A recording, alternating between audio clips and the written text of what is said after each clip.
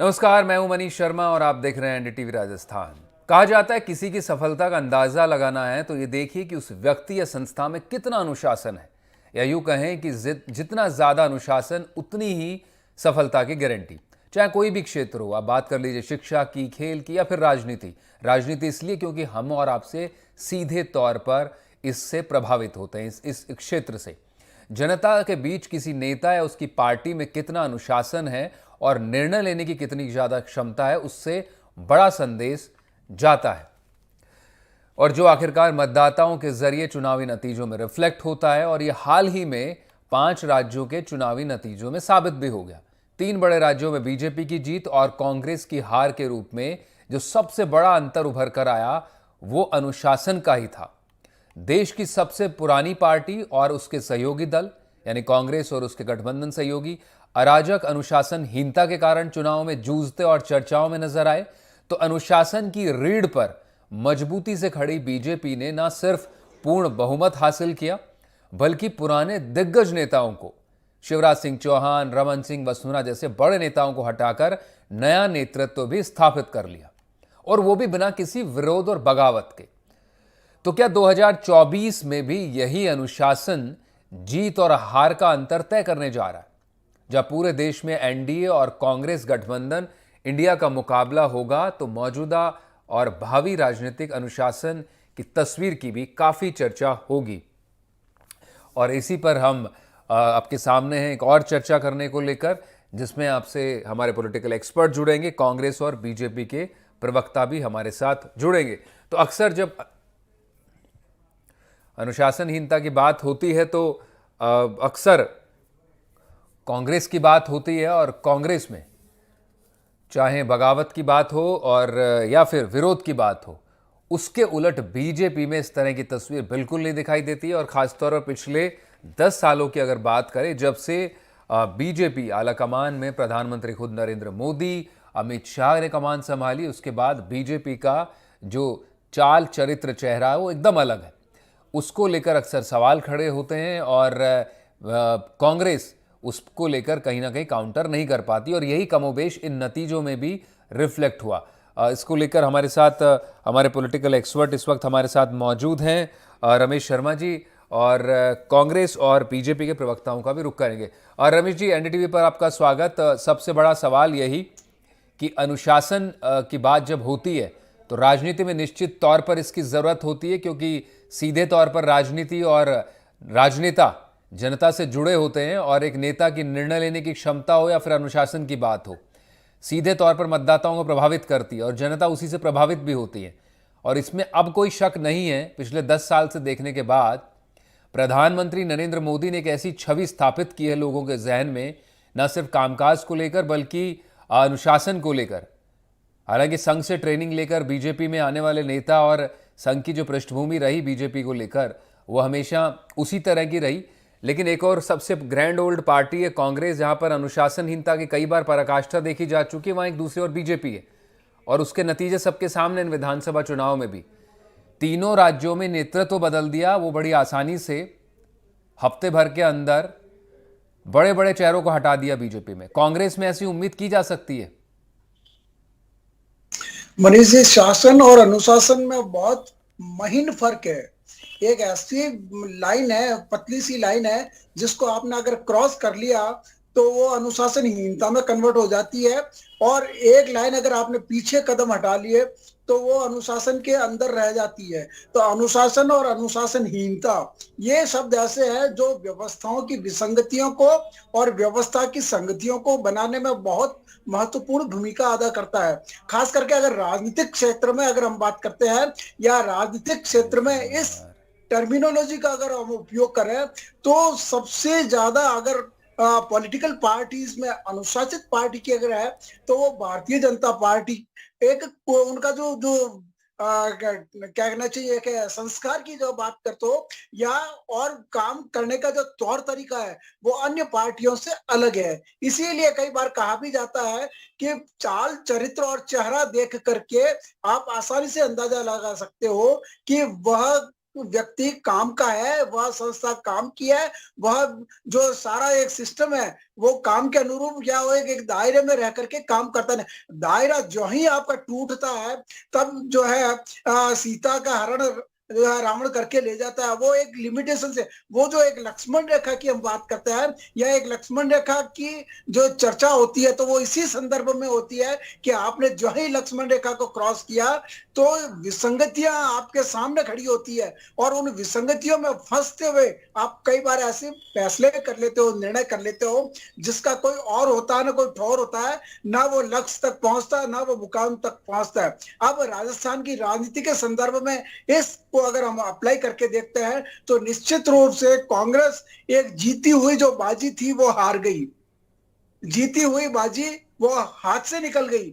क्यों? मुख्यमंत्री अशोक गहलोत ने ये जो बजट पेश किया था वह जन कल्याणकारी, लोक लुभावन इतना जबरदस्त था कि हर आदमी उस वक्त ये कहने और सोचने को मजबूर था कि अगर ये सरकार इस तरह से काम करती है तो निश्चित रूप से वो वापस रिपीट होगी। और मुख्यमंत्री अशोक गहलोत लगातार जी। 1-1.5 साल से इस बात को लेकर के प्रयासरत थे कि राजस्थान में जो 5 साल में सरकार बदलने की जो एक परंपरा परिपाटी है उसको किस तरह से तोड़ा जाए। तो उन्होंने 1-1.5 साल पहले से ही पूरे राजस्थान का भ्रमण करना शुरू कर दिया, हर गांव ढाणी में जाकर के लोगों को यह कहना शुरू कर दिया कि इस बार जो परंपरा 5 साल में बदलाव की है वह टूटनी चाहिए, कांग्रेस को एक बार फिर मौका देना चाहिए क्योंकि वह अपनी योजनाओं के अनुसार जो अंतिम पंक्ति में व्यक्ति बैठा है उस तक जी। जन कल्याणकारी योजनाओं का फायदा पहुंचाना चाहती है और वो काम भी कर रही है। उनके प्रयासों से एक बार ऐसा लगा कि निश्चित रूप से कांग्रेस एक एज लेकर के चल रही है, एक प्लस पॉइंट लेकर के चल रही है। उस समय तक भारतीय जनता पार्टी कहीं दूर दूर तक, अगर 19-20 की अगर बात करें तो बिल्कुल। 19-20 का फर्क जरूर दिखाई देता था उस समय, लेकिन 25 सितंबर की घटना के बाद में जो माहौल बदला और वो माहौल इस तरह से बदला कि वो कांग्रेस के हाथ में भी नहीं रहा। आला कमान तक जब ये चुनौतियां दी जाने लगी, जी। अनुशासनहीनता की पराकाष्ठा उस समय तक होने लगी, जी। तो निश्चित रूप से इसका जो जो खमियाजा है वो कांग्रेस को भुगतना पड़ा। चुनाव परिणाम ये इस बात को साबित कर रहे हैं। बिल्कुल इसीलिए बिल्कुल। कई बार कहते और हैं कि आपने जी जी। और रमेश जी, एक बड़ी बात इसको लेकर भी सामने, रमेश जी जी, कि एक और कांग्रेस के खुद नेता, बड़े नेता राहुल गांधी भारत जोड़ो यात्रा निकाल रहे थे, उसी दौरान भारत तोड़ो यात्रा, कांग्रेस तोड़ो यात्रा भी चल रही थी।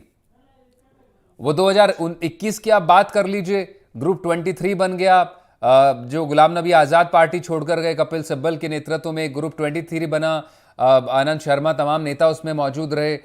लगने लगा कि कांग्रेस फिर स्प्लिट होने वाली है, हालांकि पार्टी कई बार स्प्लिट हो चुकी है।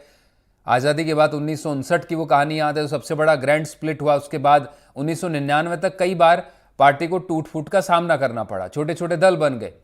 उसके बावजूद बीजेपी जो जनसंघ से सफर शुरू हुआ और वो 1980 के दशक में जब से पार्टी बनी, 3 सांसद से 302 तक का सफर तय किया है। और पूरे राज्यों में आप देख लीजिए, नॉर्थ हिंदी बेल्ट में तो कम से कम और सेंट्रल इंडिया में तो पार्टी ने अपनी पकड़ बना ली है। नॉर्थ ईस्ट की बात कर लीजिए आप, तो सबसे बड़ी जो जो अंतर महसूस होता है वो सिर्फ और सिर्फ अनुशासन है, वो नेतृत्व, एकजुटता है, उस एक नेतृत्व के बैनर तले एकजुट रहना पार्टी की। और बड़ी दिलचस्प बात है, राजस्थान के बारे में बड़ा कहा जाता था रमेश जी कि वसुंधरा राजे हैं, 70 विधायक हैं, नहीं मानेंगी। Shivraj Singh Chouhan 4 time chief minister हैं, बहुत मुश्किल होगा। लेकिन आप देखिए कितनी बड़ी आसानी से और सर्वसम्मति से राजस्थान में इस तस्वीर को कोई इमेजिन नहीं कर सकता था कि खुद वसुंधरा राजे एक नए मुख्यमंत्री का प्रस्ताव रखेंगी, वो भी पहली बार चुनकर आए किसी विधायक का। मनीष जी, मैं यही तो कह रहा हूं कि ये जो पार्टी है बीजेपी, वह अपने कार्यकर्ताओं कैडर को इस तरह से तैयार करती है। कोई भी कार्यकर्ता इसमें अगर एक बार शामिल हो जाता है और जी। इसमें रच बस जाता है तो वो इससे बाहर निकलने का कभी वो साहस करता भी नहीं है। और जिन जिन्होंने साहस किया है उनकी जो दुर्दशा हुई है वह सबके सामने है। उत्तर जी। प्रदेश में कल्याण सिंह ने अगर इस तरह की या उमा भारती ने भी एक बार है जो इस तरह का प्रयास किया, या फिर राजस्थान की अगर बात करूं तो 2014, 15, 16, 17, 18 इस जी। दौरान भी वसुंधरा राजे ने अगर आला कमान को आंख दिखाने का, तेवर दिखाने का अगर प्रयास किया, तो आज जो जो स्थिति बनी है वह कोई आज की नहीं है, वो बहुत पहले से ही है। इसीलिए कहता है कि बहुत पहले से उन कदमों की आहट जान लेते हैं, तुझे ए जिंदगी हम दूर से पहचान लेते हैं। तो बिल्कुल। इन लोगों ने भी वो जो एक दूर से पहचानने की जो कला है वो विकसित हुई नहीं, इसी का ही जी परिणाम है। कांग्रेस जी में हो चाहे बीजेपी में हो, अगर जी। बीजेपी में आज वसुंधरा राजे की जो जो जो स्थिति है, वह अगर वो पहले से ही भांप लेती तो इस तरह के हालात नहीं होते। और अशोक गहलोत हो या कांग्रेस में और जो लीडर्स हैं, वो अगर आला कमान के इशारे से जब 25 सितंबर की घटना हुई, तब भी वो समझ जाते हैं कि कोई न कोई वो संदेश लेकर आया है, संदेशा आया है, लेकिन उस संदेश को वो उन लोगों ने जो है या तो समझा नहीं, और अगर समझा तो फिर वो लक्ष्मण रेखा को पार करने का जो प्रयास किया, उसका नतीजा सबके सामने है। जीती हुई बाजी किस तरह से हारी जाती है वो कांग्रेस से सीखी जा सकती है। कि पहली बात कि जिन लोगों को इन्होंने टिकट दिया वो सारे हारे। मतलब एक तर्क था दिल्ली में आला कमान के पास में कि इन लोगों ने जो है सरकार बचाने में महत्वपूर्ण भूमिका अदा की, चाहे वो निर्दलीय हो, चाहे वो बीएसपी हो, या वो 25 सितंबर की घटना वाले जो लोग हैं, उनमें से मैक्सिमम हार गए वो चुनाव। तो जी आप ये कहो कि अगर आपने इस तरह का अगर कोई एक्ट किया है जो अनुशासनता के दायरे से इतर होता है, तो उसकी तो विसंगतियां खड़ी होगी। और इसमें आप अब सोच विचार करते हो, चर्चा करते हो, या कोई उसमें से कोई निकालने का प्रयास करते हो कि हम हारे क्यों। तो हारे तो सबको सब पता है, पहले दिन से ही पता था कि यह सरकार जो है वो आने वाली नहीं है। कारण कि उन्होंने जिस तरह का जो एक्ट किया, वो एक्ट वो उस व्यवस्था के विपरीत रहा, लोगों के जनमानस में वो बात घर कर गई। सबसे बड़ी बात यह है, गुट कोई आज का नहीं था। गुट बिल्कुल बिल्कुल। 2018 में जब मुख्यमंत्री अशोक गहलोत साहब के नाम का ऐलान हुआ, उसी दिन गुट तो पिछले सचिन 5 साल में बना पायलट रहा, और राजस्थान ही नहीं, हम तो बड़े वो सब परिप्रेक्ष्य में बात कर रहे हैं रमेश जी। सिर्फ राजस्थान ही नहीं, बाकी राज्यों में भी स्थिति देख लीजिए। यहाँ पे तो फिर भी गुटबाजी रही, दो चेहरे थे, लेकिन मध्य प्रदेश में भी पिछली बार ज़्यादा सीटें लेकर आई, और फिर भी इस बार कहीं सत्ता से दूर हो गई कांग्रेस। और कमोबेश छत्तीसगढ़ में लग रहा था तमाम एग्जिट पोल्स में कि कांग्रेस रिपीट करती दिख रही, लेकिन वैसा कुछ दिखा नहीं। अब हमारे सहयोगी इस वक्त पे वीरेंद्र मौजूद हैं जयपुर में, उनका भी रुख करेंगे, और कांग्रेस के प्रवक्ता अजय कछवा भी हमारे साथ जुड़ चुके हैं। लक्ष्मीकांत पारेख भी बीजेपी से हमारे साथ इस वक्त जुड़ गए हैं। रमेश, अजय कछवा का हम लोग इस वक्त पे रुख कर लेते हैं, जो कांग्रेस के प्रवक्ता हैं, उनसे जानने की कोशिश करेंगे। अजय जी, भारत जोड़ो यात्रा निकाल रहे राहुल गांधी, अभी भी बताया जा रहा है दूसरा चरण शुरू होगा, लेकिन पार्टी के भीतर जो कांग्रेस तोड़ो यात्रा चलती रहती है वो थमने का नाम नहीं लेती है आपके यहाँ, और पूरे देश भर की कहानी है। हर चुनाव दर चुनाव आपकी हार होती है, आप मंथन करते हैं कि कहां कमी रह गई। बड़ी बात यही आती है अनुशासनहीनता, मोटे तौर पर नेता एकजुट नहीं थे। सबक आप फिर भी नहीं लेते हैं, अगले चुनाव हारने की तैयारी में जुट जाते हैं।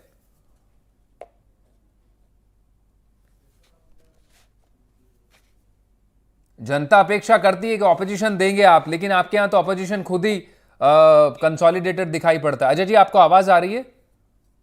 हाँ बिल्कुल, आप बताएं। मेरा सवाल आप ही से था।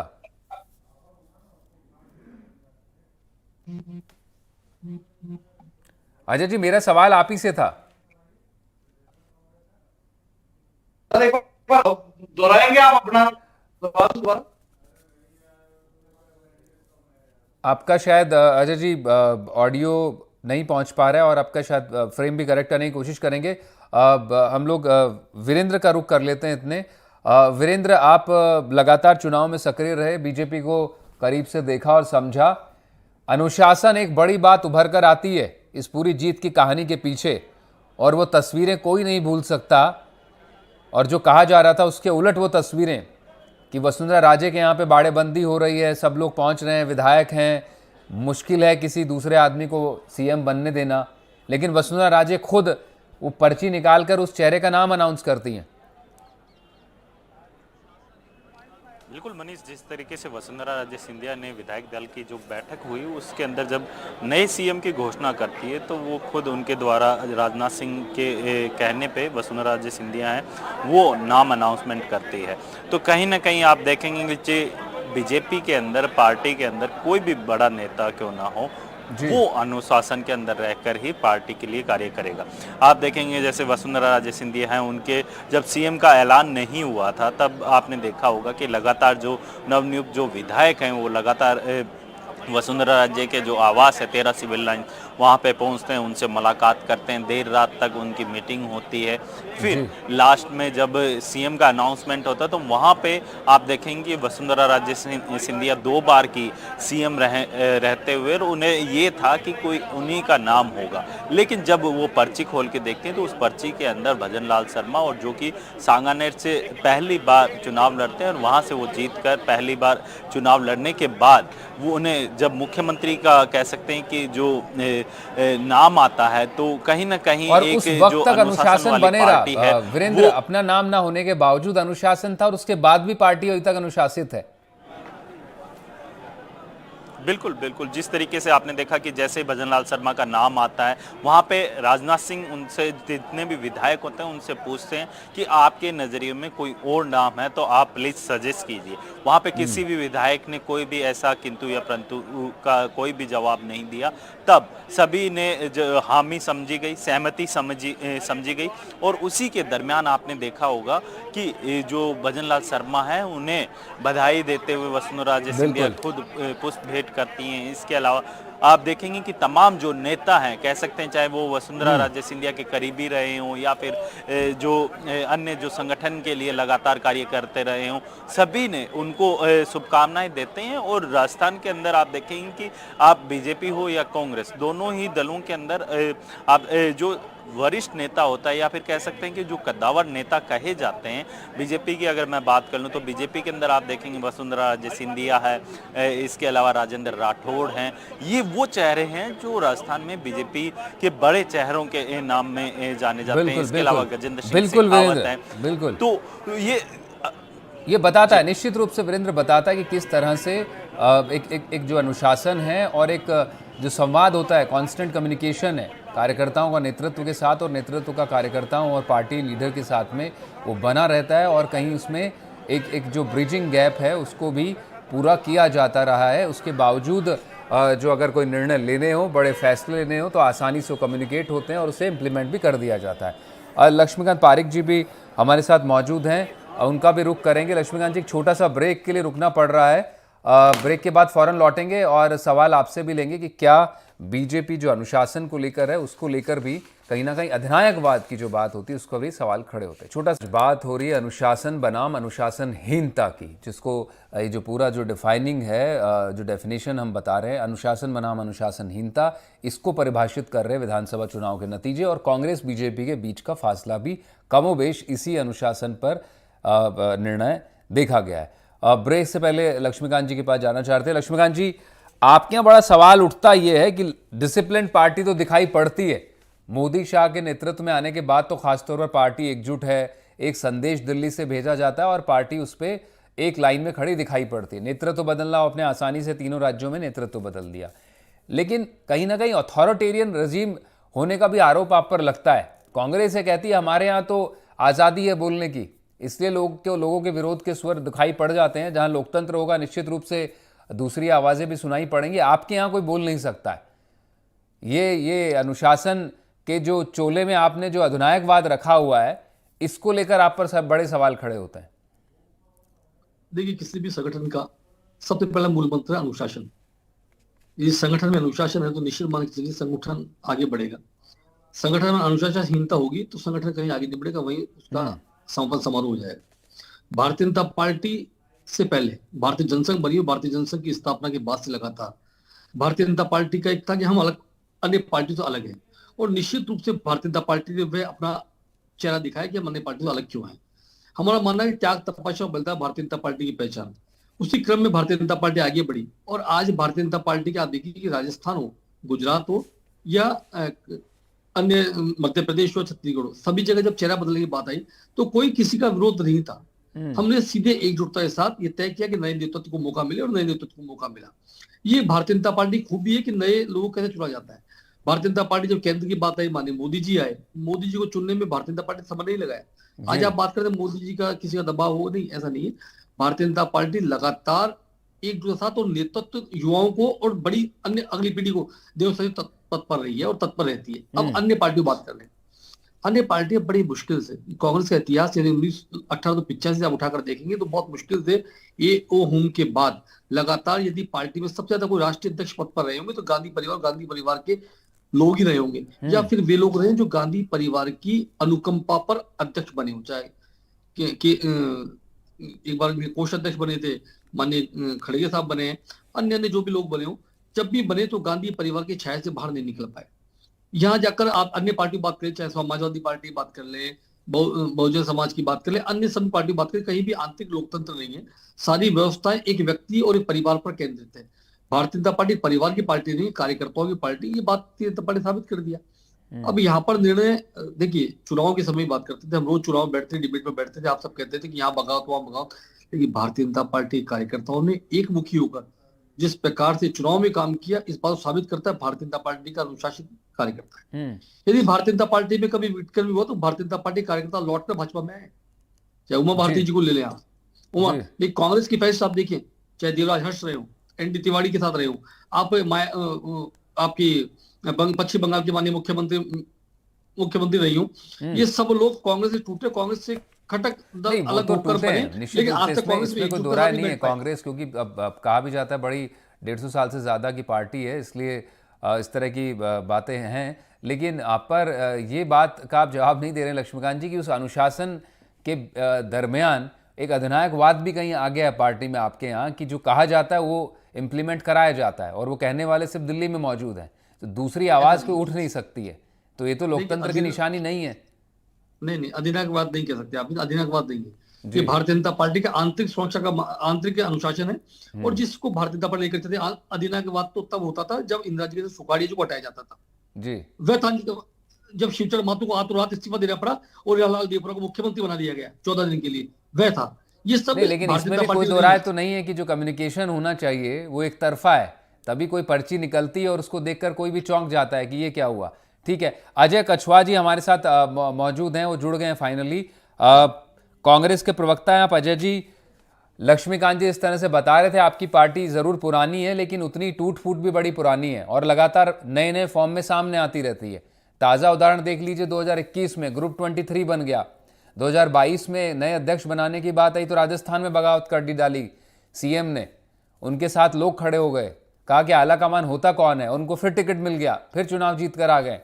यानी आप ही को ठेंगा दिखाते रहते हैं, आप ही की पार्टी में बगावत करते हैं और फिर आप मंथन करते हैं हार का कि पार्टी एकजुट नहीं थी। देखिए, राजस्थान के संदर्भ में मैं आपसे कहना चाहता हूं कि राजस्थान में पार्टी एकजुट थी। पार्टी में जो भी विचार था पार्टी फोरम पे अपने सभी नेताओं ने रखा था, जो भी बात थी वो आपस में कांग्रेस में राजस्थान में एक लोकतंत्र था।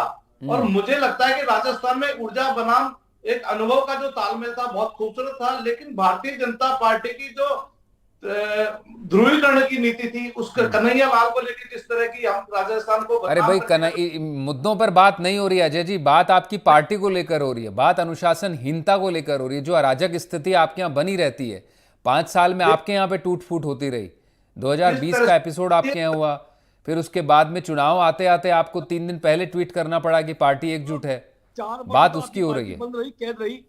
राजस्थान में पार्टी एकजुट थी, ये अनुशासन था क्या आपका? भारतीय जनता पार्टी ने प्रयास ये किया कि गोलीकांड आपके साथ का है, तरह से गोलीकांड हुआ, गोली चली एक बार। देखिए कि भारतीय जनता पार्टी ने इनकम टैक्स और उम्मीदवार और मोदी 4 चेहरे एक प्रत्याशी के साथ खड़े कर दिए थे। आप ये देखिए कि हमने जिस मल्लिंगा पे एक्शन लेने का प्रयास, वही बात आप जो है बात का जवाब नहीं देंगे, आपके अनुशासनहीनता की बात का जवाब आप नहीं देंगे, आप दूसरे मुद्दों पर चलेंगे। समय बहुत कम है, आपको वैसे भी काफी समय लग गया जुड़ने में। जी छोटे से ब्रेक का वक्त है, बड़ा विषय है, इस पर आगे भी बातचीत करते रहेंगे। आप चारों हमारे साथ जुड़े, बहुत बहुत शुक्रिया।